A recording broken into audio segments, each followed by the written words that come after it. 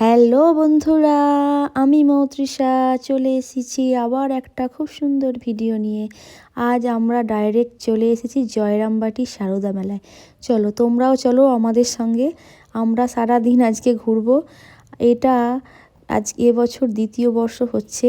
এই মেলাটা যে জয়রামবাটির মাতৃ মন্দিরটা আছে, সেই মন্দির থেকে প্রায় 1 কিলোমিটার দূরে আমোদর নদের ধারে বসে। অনেক দিনের ইচ্ছা ছিল এই মেলাটি দেখা আজকের বছর আসতে পারিনি, তাই এবছর ডাইরেক্ট বাইক নিয়ে চলে এসেছি তারকেশ্বর থেকে।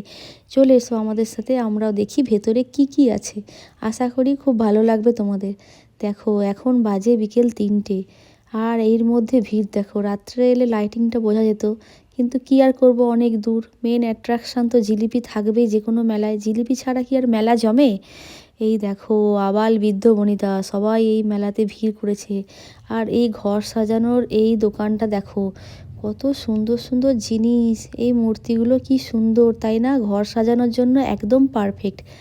এই মেলাতে সব কিছু পাবে, রান্না করার হাতা খুন্তি কড়া থেকে শুরু করে চাপার জিনিস, নাগরদোলা থেকে শুরু করে খাওয়ার জিনিস, সাজার জিনিস, ঘর সাজানোর জিনিস থেকে শুরু করে সব কিছু এই মেলাতে পেয়ে যাবে। জামা কাপড়ও এখানে বিক্রি হচ্ছে। আর মেলাতে পাঁপড় ভাজা খাবো না তা কখনো হয়? পাঁপড় ভাজা তো খেতেই হবে। তাই আমরা দুটো পাঁপড় ভাজা খেতে খেতে চললাম আবার বাড়ির উদ্দেশ্যে। আবার ফিরতে হবে অনেকটা পথ। আমার ভিডিও কেমন লাগলো বলো। Thank you.